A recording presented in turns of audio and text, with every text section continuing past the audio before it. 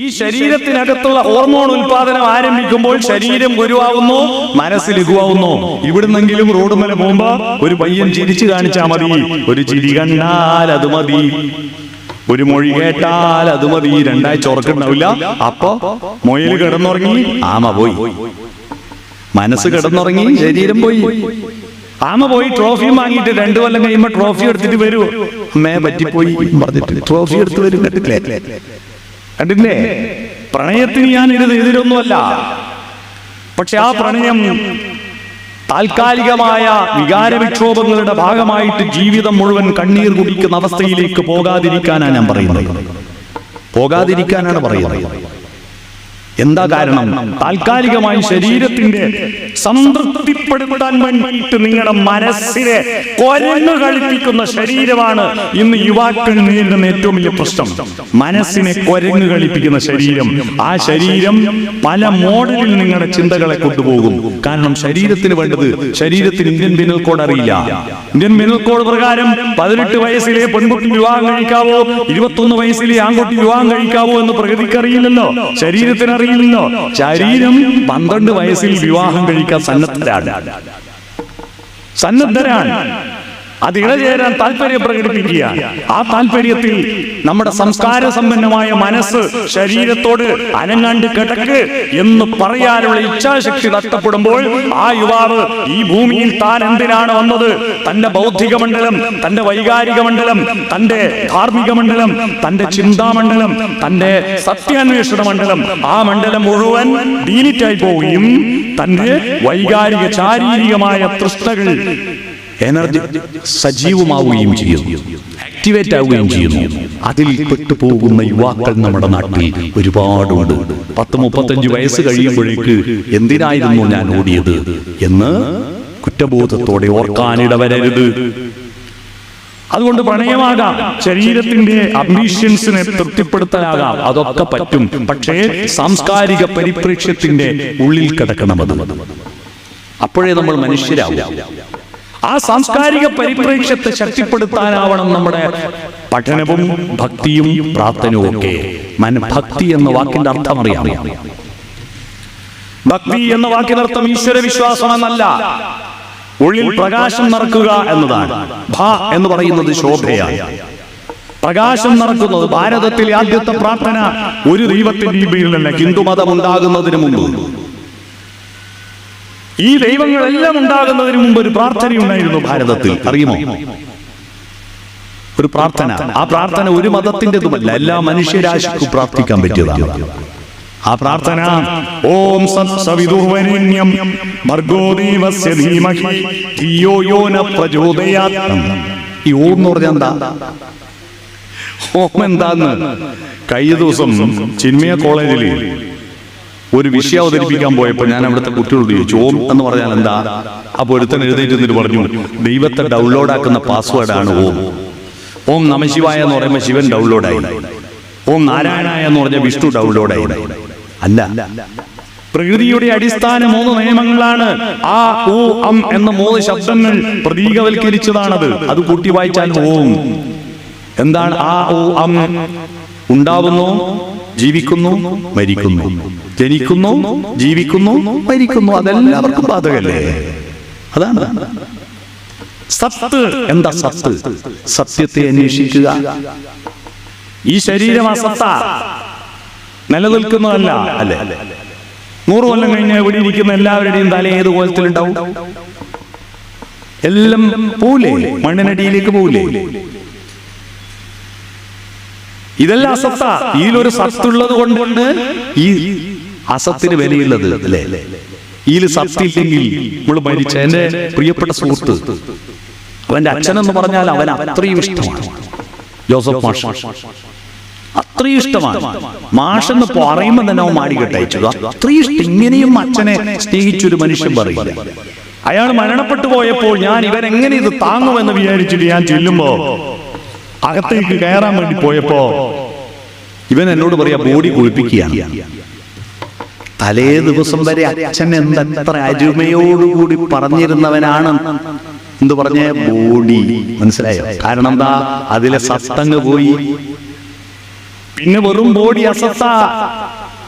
നമ്മുടെ മുടി സുന്ദരമാകുന്നത് എപ്പോഴാ?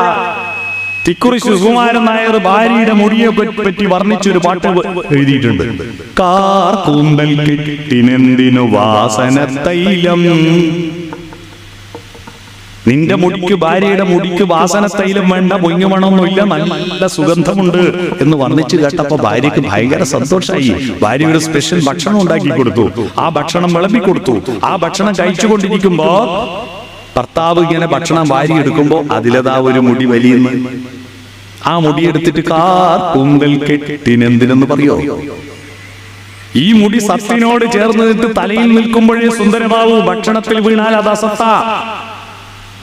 നമ്മൾ പരിപാലിച്ചു വളർത്തിയ നമ്മുടെ പുന്നാര നഖമില്ലേ, നെയിൽ പോളിഷ് ഇട്ട് വളർത്തിയ നഖം, ആ നഖം നെയിൽ കട്ടറുകൊണ്ട് കട്ട് ചെയ്ത് മാറ്റിയാൽ എന്റെ സ്വന്തം നഖാണെന്ന് എഴുതി ആരെങ്കിലും ഹോർലിക്സിന്റെ പഴയ കുപ്പിയിലിട്ട് സൂക്ഷിക്കുവോ? ഇല്ല, അത് അസത്ത. വായക്കകത്തിരിക്കുന്ന ഉമിനീര് ഭക്ഷണത്തിന്റെ കൂട്ടത്തിൽ നമ്മൾ വയറ്റിലേക്ക് ഇറക്കുന്ന ഔഷധമാണ് ഉമിനീര്. പക്ഷെ ഈ സത്തിൽ നിന്ന് പുറത്തു വന്ന, വായക്ക് പുറത്തു വന്നാൽ അതോ തുപ്പലാണ്, അല്ലേ? തുപ്പലാണ്. ഈ സത്തിനോട് ചേർന്ന് നിൽക്കുന്നത് കൊണ്ടാണ് ഈ ശരീരം വിലയുള്ളതാവുന്നത്. സത്തങ്ങ് പോയാൽ ഇത് അസത്തല്ലേ?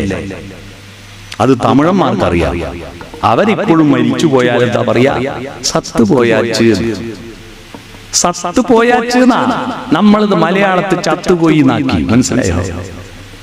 സത്തുപോയി എന്നതാ ചത്തുപോയി നാക്കിയത്. ഈ സത്ത്, ജീവനാകുന്ന സത്ത് പുഷ്പിക്കുമ്പോഴാണ് നമ്മൾ മനുഷ്യരാവുന്നത്, അല്ലാതെ ശരീരം പുഷ്പിക്കുമ്പോഴല്ല. ശരീരത്തെ ഡെക്കറേറ്റ് ചെയ്ത് മുടിയോ വാർന്നൊതുക്കി അതിൽ പുഷ്പങ്ങൾ ചൂടി അതിൽ പൗഡർ ഇട്ട് ലിപ്സ്റ്റിക് ഇട്ട് സുന്ദരമാക്കി വസ്ത്രങ്ങൾ ധരിപ്പിച്ചു. ഈ ശരീരത്തെ പുഷ്പിച്ച് അലങ്കരിച്ചു കൊണ്ട് നടക്കലല്ല. നമ്മുടെ മനസ്സിനെ, നമ്മുടെ ജീവനെ പുഷ്പിക്കാൻ, അതിനെ അലങ്കരിക്കാൻ നിങ്ങളുടെ മനസ്സുകൊണ്ട്, ഹൃദയം കൊണ്ട്, സർഗാത്മകത കൊണ്ട്, നിങ്ങളുടെ അനുഭൂതികളുടെ ലോകത്തിലേക്ക് ശബ്ദം കൊണ്ട്, നാദം കൊണ്ട് കഴിയുമോ? അതാണ് ചോദ്യം. അവിടെയാണ് നാദം കൊണ്ട് നമ്മുടെ ജീവനെ സൗന്ദര്യം. അതാണ് ദൈവങ്ങളുടെ എല്ലാ മതങ്ങളിലും സുന്ദരമായ പ്രാർത്ഥനകൾ നാദമാണ്, അല്ലേ? ആദിയിൽ വചനമാണ്. ആദിയിൽ വചനമുണ്ടായി, ആദിയിൽ വചനമുണ്ടായി, ആ വചനം രൂപമായി എന്ന് പറഞ്ഞൊരു പഴയ സിനിമ ഗാനമുണ്ട് കേട്ടോ. ബൈബിളിലെ വചനം നാദമാണ്. നീ എന്റെ വെളിച്ചം, ജീവന്റെ തെളിച്ചം, നീ എന്ന ഭയമല്ലേ അമ്മേ, നീ എന്ന ഭയമല്ലേ എന്ന് പാടുന്നു. സത്യനായക മുക്തിദായക. നാദത്തെ അലങ്കരിക്കുന്നതാണത്. അല്ലാതെ സത്യനായക മുക്തിദായക എന്ന് പറഞ്ഞാൽ പോയില്ലേ, വില പോയി. അത് ഈണത്തിലേക്ക് മാറ്റണം. എന്ന് പറഞ്ഞാൽ ഹേ മഹാപ്രഭോ, ഹേ പ്രഭോ, സോഷ്യൽ മീഡിയയിലുള്ള തരക്കല്ലേ ഇപ്പോ. അത് കേട്ട ദൈവം ഓടി വരുമോ? ഇല്ല. കുടരാത്രി കുടികൊള്ളും മഹേശ്വരി എന്ന് പറയുമ്പോ ദൈവം ഡൗൺലോഡ് ആവും. നാദമാണ്, ആദിനാദം. നാദം സുന്ദരമാക്കാൻ പഠിപ്പിച്ചപ്പോഴാണ് നമ്മൾ മനുഷ്യരായത്. നിങ്ങൾ സംഗീതം പഠിച്ചവർക്കറിയാം, സപ്തസ്വരങ്ങളിൽ അട്ടഹാസത്തെയാണ് നിഷാദം എന്ന് പറയുക. മെല്ലെ പറയുന്നത് ഷഡ്ജമാണ്. കേട്ടിട്ടുണ്ടോ? സംഗീതം പഠിച്ചവർക്കറിയാലോ. ഷഡ്ജം, ഋഷഭം, ഗാന്ധാരം, മധ്യമം, പഞ്ചമം, ദൈവതം, നിഷാദം. ഉച്ചസ്ഥായി ശബ്ദം നിഷാദം. നിഷാദൻ ആരാ? ആരാ നിഷാദൻ? മാ നിഷാദ. അരുത് കാട്ടാള. നിഷാദൻ കാട്ടാളനാണ്. കാട്ടാളന്റെ ഒച്ചയാണ് ഏഹേ ഓഹോ. അട്ടഹാസത്തിൽ നിന്ന് മെല്ലെ പറയാൻ തുടങ്ങിയപ്പോഴാണ് മനുഷ്യനുണ്ടായത്. ഒറ്റക്കമ്പീനാദം മാത്രം മോളും വീണാഗാനം ഞാൻ. അട്ടഹാസത്തിൽ നിന്ന് മെല്ലെ പറയുമ്പോ മിക്ക വീട്ടിലും രാവിലെ കുട്ടികളുടെ കാട്ടാളത്വത്തെയല്ലേ ഉണർത്തുന്നത്. അടുപ്പത്തൊന്നും ആയിട്ടില്ല, സ്കൂൾ ബസ് വരുന്ന സമയമായി, ചെക്കനാണ് ഗണീറ്റില്ല. രാവിലെ തന്നെ രക്ഷിതാക്കൾ മക്കളെ വിളിക്കുന്ന അങ്ങനെയാണ്. അട്ടഹാസം നിഷാദത്തിലേക്കാ. മോനെ മോളെ എന്ന് വിളിക്കുന്നുണ്ടാവും. ശബ്ദത്തെ അലങ്കരിക്കുന്നു. നിറങ്ങളെ അലങ്കരിക്കുമ്പോൾ ചിത്രമുണ്ടാകുന്നു, അല്ലേ? നിറങ്ങളെ അലങ്കരിക്കുമ്പോൾ ചിത്രമുണ്ടാകുന്നു. ശബ്ദത്തെ അലങ്കരിക്കുമ്പോൾ സംഗീതമുണ്ടാകുന്നു. മനസ്സിനെ അലങ്കരിക്കുമ്പോൾ കവിതയുണ്ടാകുന്നു. മനസ്സിനെ അലങ്കരിക്കുമ്പോൾ കവിതയുണ്ടാകുന്നു. ആ കവിതയും നാദവും ഒന്നുമില്ലാതെ ഭക്ഷണവും പത്രവും മാത്രമാണ് ജീവിതമെന്ന് തെറ്റിദ്ധരിച്ചു പോകുന്ന ഒരു ലോകത്തിൽ നിന്ന് നമ്മൾ ആന്തരികമായി യാത്ര നടത്തണം. നമ്മൾ ദർശനങ്ങളുള്ളവരാവണം. എന്താ ദർശനം? കാഴ്ച. ഏത് കാഴ്ച? പുറത്തെ കാഴ്ചയല്ല, അകക്കാഴ്ച. അവനവരെ അറിയണം. തന്റെ പേരറിയുന്ന ലോകത്തിലെ ഒരേ ഒരു ജീവി മനുഷ്യരാ. നായക്കറിയോ? നായിന്റെ പേര് നായിയാണെന്ന് അറിയോ?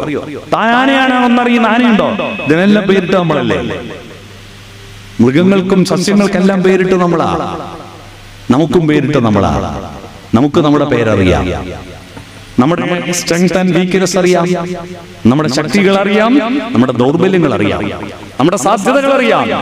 നമ്മൾ മുന്നോട്ട് പോകുന്നു. അത്തരത്തിൽ നമ്മളെ സ്വോക്ക് അനാലിസിസ് ചെയ്യാം. SWOC. S നമ്മുടെ സ്ട്രെങ്ത്, W നമ്മുടെ വീക്ക്നെസ്, O നമ്മുടെ ഓപ്പർച്യൂണിറ്റീസ്, C നമ്മുടെ ചാലഞ്ച്, നമ്മുടെ വെല്ലുവിളികൾ. ഇത് തിരിച്ചറിഞ്ഞുകൊണ്ട് ഓരോ ദിവസവും നമ്മൾ പ്ലസ് ആകുമോ എന്നാണ്. അതിനെന്ത് വേണം? നിങ്ങൾ ഈ സമൂഹവുമായിട്ടും പ്രകൃതിയുമായിട്ടും നമ്മുടെ കുടുംബങ്ങളുമായിട്ടും നിങ്ങളുടെ കമ്മ്യൂണിക്കേഷൻ സോഫ്റ്റനാക്കണം. കമ്മ്യൂണിക്കേഷൻ സോഫ്റ്റനാവും. ഹാർഷായിട്ട് പെരുമാറുന്ന സമൂഹത്തിൽ ആരെങ്കിലും എല്ലാം ചങ്ക ഗ്രൂപ്പുകളാണ്. Bike എടുക്കുന്നവർ car എടുക്കുന്നവരുമായിട്ട് ശത്രുതയിലാണ്. +1 പഠിക്കുന്നവരെല്ലാം +2കാരുമായിട്ട് ശത്രുതയിലാണ്, അല്ലേ? എയ്ഡഡ് സ്കൂളിലെ അധ്യാപകരെല്ലാം ഗവൺമെന്റ് സ്കൂളുകാരുമായിട്ട് ശത്രുതയിലാണ്. +2 മാഷന്മാർ ഹൈസ്കൂളിലെ മാഷന്മാരുമായിട്ട് ശത്രുതയിലാണ്. ഇങ്ങനെ ശത്രുതയുണ്ടാക്കാൻ കാരണം അന്വേഷിച്ച് നടക്കുന്ന വിഡ്ഢികളായിട്ട് മാറുകയാണ് നമ്മൾ. എങ്ങനെയാ എതിർക്കാൻ, കുറ്റപ്പെടുത്താൻ, ചണ്ട കൂടാൻ വഴി നോക്കി നടക്കുന്നവരാകുക. സ്നേഹിക്കാൻ, അടുക്കാൻ. റിലിജിയൻ എന്ന വാക്കുണ്ടായതെന്തിനാ? തമ്മിൽ കലഹിക്കാനാണോ? റേ ലേജെ എന്ന 2 ശബ്ദങ്ങളിൽ നിന്നാണ് റിലിജിയൻ ഉണ്ടായത്. റേ എന്ന് പറഞ്ഞാൽ വീണ്ടുമാണ്. ലേജെ എന്ന് പറഞ്ഞാൽ ലാറ്റിൻ ഭാഷയാ. ലേജെ എന്ന് പറഞ്ഞാൽ കൂട്ടിച്ചേർക്കലാണ്. ഭക്ഷണത്തിനും പത്രത്തിനും പണത്തിനും പെണ്ണിനും വേണ്ടി തമ്മിലടിച്ചകന്നുപോയ മനുഷ്യരെ നമ്മളെല്ലാം ഒറ്റ ആത്മാവാണ് എന്ന് ബോധ്യപ്പെടുത്തിക്കൊണ്ട് ഒന്നിച്ചു ചേർക്കാനാണ്. അല്ലെ? ഈ പ്രപഞ്ചത്തിൽ അല്ലെങ്കിൽ തന്നെ നിങ്ങൾ നോക്കൂ, നമ്മുടെ കണക്കുകളൊന്ന് നോക്കിയാൽ, നമ്മുടെ കണക്കുകൾ, മലയാളത്തിലെ കണക്കിൽ ഏറ്റവും പ്രധാനപ്പെട്ട അക്കം ഏതാണെന്നറിയോ? 10 ആണ്. കാരണം 0 ഇടുന്നത് 10ാമത്തതിലാണ്. പിന്നെ രണ്ടാമത് 0 ഇടുന്നത് 20, 30, 40, 50, 60, 70, അല്ലേ? 100 ആവുന്നത് 10നോട് ഒരു 0 കൂടിയിട്ട് 100. 10 ഗുണിക്കണം 10 ആണ് 100. ഗുണിക്കണം 10 1000. 10ന്റെ പെരുക്കമായതുകൊണ്ട് സമ്പത്ത് എന്ന് പേര് വന്നു. സമ്പത്ത്, സമ്പത്തില്ലേ? സമ്പത്ത 10നാണ് മലയാളത്തിൽ പ്രധാനം. ഇംഗ്ലീഷിലോ? അവിടെയും 10 തന്നെയാ. 1, 10, 100, 1000. ഹിന്ദിയിലും 10 തന്നെയാ. 1, 10, 100, 1000. സംസ്കൃതത്തിലും 10. ഏകം ദശം ശതം സഹസ്രം അയുധം. അറബിയിലും 10, ലാറ്റിനിലും 10, അമേരിക്കയിലും 10, ആഫ്രിക്കയിലും 10, ചൈനയിലും 10, ജപ്പാനിലും 10. ലോകത്തിലെ സകല ഭാഷകളിലും പ്രധാനപ്പെട്ട അക്കം 10 ആണ്. എന്തുകൊണ്ടായിരിക്കും 10ന് ഇത്ര പ്രാധാന്യം വന്നത് അറിയാമോ? ഒരു ഭാഷയിൽ 9ന് പ്രാധാന്യമില്ല. ഒരു ഭാഷയിലും 11ന് പ്രാധാന്യമില്ല. എന്തുകൊണ്ടായിരിക്കും അറിയാമോ?